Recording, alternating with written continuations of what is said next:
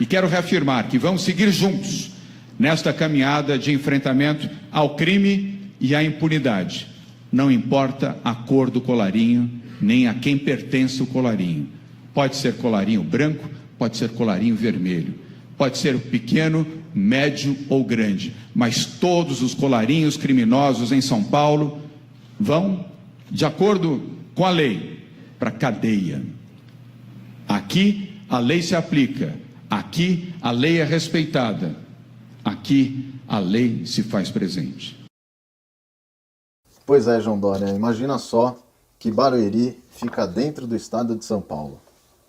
Aliás, fica a 23 quilômetros aqui da capital. E você conhece aqui, né, João Dória? Você já veio para esses lados aqui, conhece Alphaville muito bem. Você tem amigos aqui, inclusive um deles é amigo nosso, em comum. Mas eu tenho uma triste informação, uma triste notícia para te dar. Aqui é uma republiqueta. Aqui essas leis aí que você falou não se aplicam aqui para os colarinhos brancos, como você disse. Não se aplicam. Vou te dar só um exemplo aqui, tá? O nosso ex-prefeito, ele está entre os homens mais bilionários do Brasil. Aqui em Alphaville moram diversas pessoas bilionárias, né?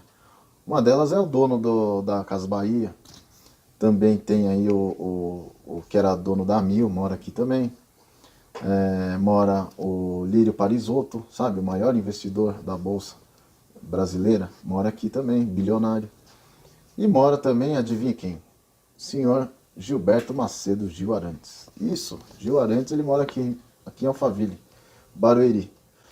Essas pessoas que eu te falei são empresários, né? Só que um deles é o político Gil Arantes.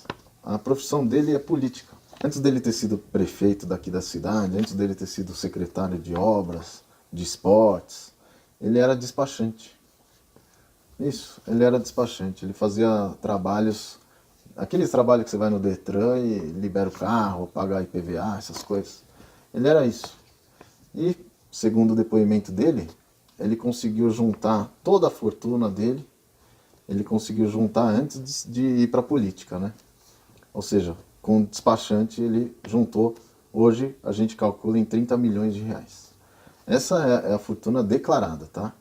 Porque se você pegar o que ele não declara, o que ele põe nas empresas de fachada, nas empresas, nas offshores que ele tem mundo afora, Belize, Panamá, Uruguai, Seychelles, todos esses lugares, se você juntar tudo, aí passa dos 10 bi, tá? Tudo em terreno. Tem muito terreno em Barueri, em Itu, Sorocaba, Araçariguama, tem um monte de lugar, tudo dele. Ele põe no nome da Conspar, da Santa Teresa, de umas empresas, né? E essas empresas são geridas pelo Humberto. Humberto é o sócio dele, é o testa dele, né? Inclusive ele falou que não tem nenhuma ligação com o Humberto, mas o Humberto estava aqui anteontem, no prédio, no escritório do Gil, né? Então, você vê, a pessoa chegou aqui em Barueri, nunca recebeu herança, a família dele é humilde, casou com uma mulher humilde também, então não veio daí o dinheiro dele. O dinheiro dele, ele fala que veio do trabalho dele. Então vamos saber qual que é o trabalho dele. O trabalho dele é despachante.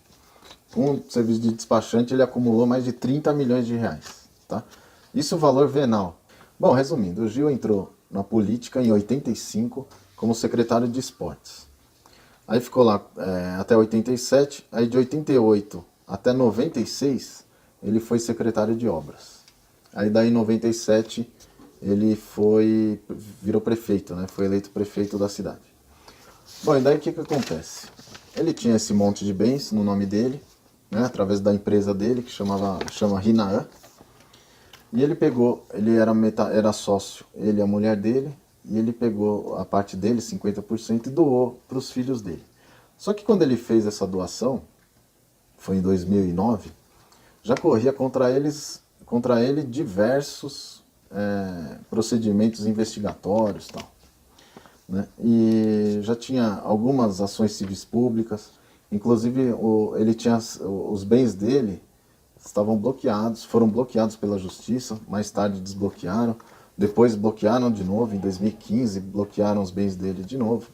E esses bens, eles serviriam, na verdade, para garantir as dívidas, né, que poderiam vir com esses processos. Então tinha processo que ele tinha que devolver o dinheiro, porque ele teria desviado dinheiro público, ele teria que fazer essa devolução do dinheiro com multa, juros. E, aliás, todos os processos eram referentes a ele. No ano de 2000, ele abriu a Rinaã, que é a empresa dele, né, da família dele. Ele pegou todos os bens que ele tinha e colocou em nome da Rinaã, colocou no nome da empresa. E o Ministério Público, em 2007, não viu isso com bons olhos, né? Falou, pô, tirou os bens do nome dele e colocou no nome da empresa.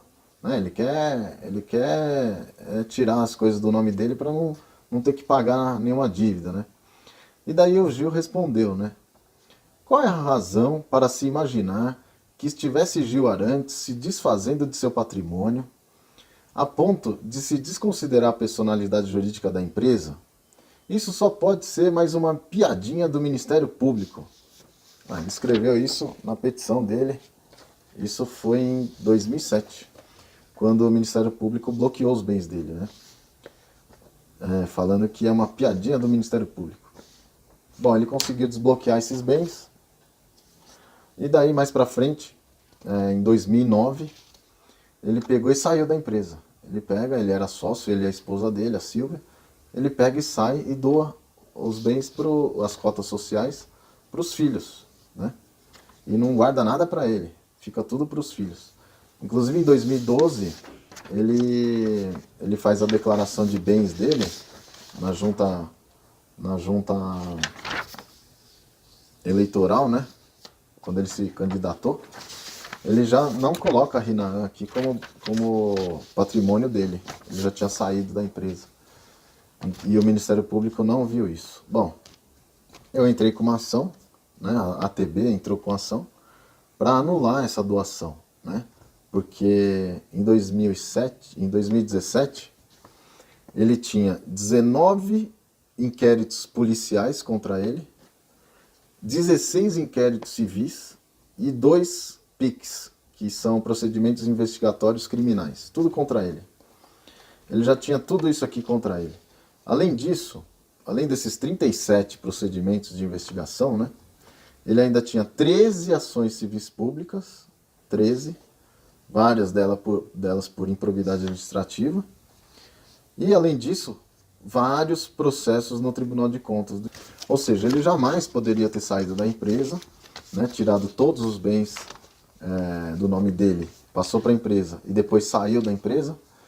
Ele jamais poderia fazer isso quando estavam correndo diversos processos contra ele, né?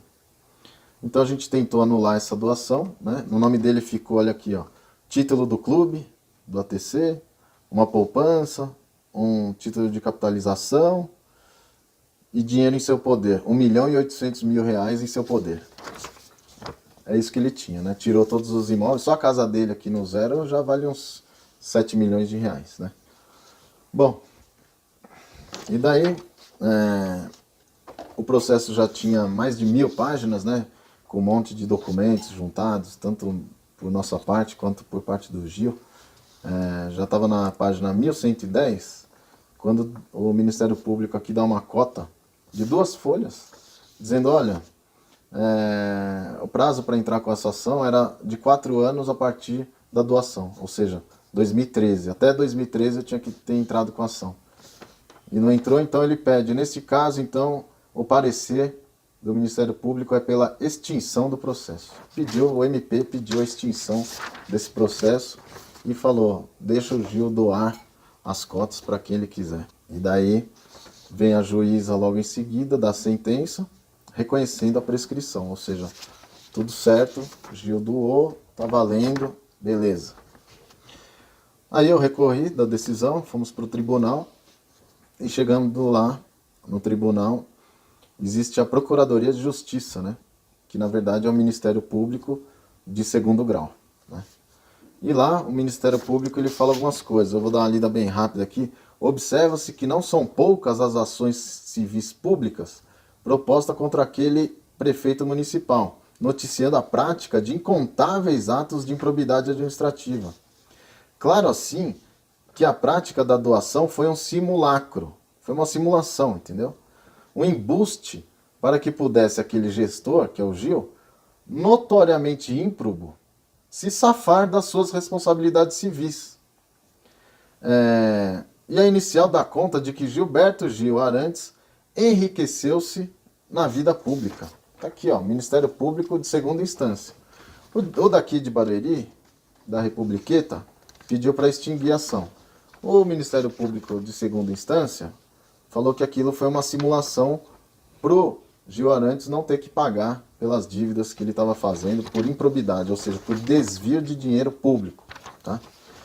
E daí ele termina: isto posto o parecer desta Procuradoria de Justiça é pelo provimento do recurso, ou seja, que o recurso seja aceito e provido, a fim de se afastar a prescrição, julgando-se no mérito procedente a ação, ou seja, ele queria também que aquela doação fosse anulada.